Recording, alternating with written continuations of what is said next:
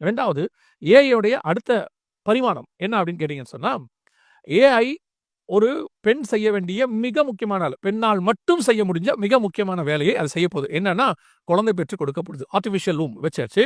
இப்போ ஒரு ரூ. 12,00,000 இருந்தால் ஒரு குழந்தையை நீங்கள் பெற்றுக்கொள்ளலாம். ஏற்கனவே ஐவி மெத்தட்லாம் இருக்கு. நம்ம பார்த்திருக்கிறோம் இல்லையா? இது அந்த மாதிரிலாம் கிடையாது.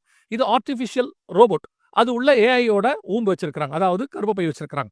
இந்த கர்ப்பப்பையில இந்த குழந்தையை பெற்றுக் கொடுக்கக்கூடியதான காரியங்கள்லாம் உருவாக்கப்பட்டாச்சு. இதுக்கு எதிர்ப்பும் இருக்கு, ஆதரவும் இருக்கு. ஆதரவு என்ன அப்படின்னு கேட்டீங்கன்னா, எத்தனையோ பேருக்கு இது வந்து ஒரு வரப்பிரசாதமா இருக்குது.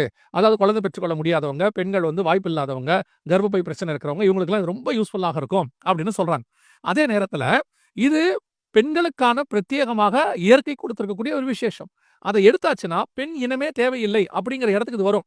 அப்படி வருமான்னு கேட்டீங்கன்னா, இந்த ரோபோட்டை ஆர்டிஃபிஷியல் உமனாக மாத்துறாங்க. அதாவது பெண்ணுக்கு பதிலாக கொண்டு வந்துகிட்டு இருக்கிறாங்க. ஆண்களுக்கு பதிலாகவும் கொண்டு வராங்க. அதாவது கர்த்தர் ஆணும் பெண்ணுமாக சிருஷ்டித்தார். இப்ப அது ஆண் பெண்ணே இல்ல. ஆண் பெண்ணுக்கு பதிலாக இது வருது. இது பார்க்கறதுக்கு எப்படின்னு கேட்டீங்கன்னா, ஒரு ஆணுக்கு துணையா ஆர்டிஃபிஷியல் பெண், ஒரு பெண்ணுக்கு துணையா ஆர்டிஃபிஷியல் ஆண். இப்படி தானே பார்க்கிறோம். ஒரு காலத்துல ஆணும் பெண்ணுமே இல்ல. ஆர்டிஃபிஷியல் ஆண், ஆர்டிஃபிஷியல் பெண். இவர்கள் சேருவார்கள். இவர்களுக்கு ஆர்டிஃபிஷியல் வூம்ப் இருக்கும். இதை வைத்துக்கொண்டு அவர்கள் ஒரு சாம்ராஜ்யத்தை நடத்துவாங்க. நடத்த முடியுமா அப்படின்னு கேட்கிறீங்களா? அதுதான் 3வது ஏஐயோட மிக முக்கியமான விஷயம்.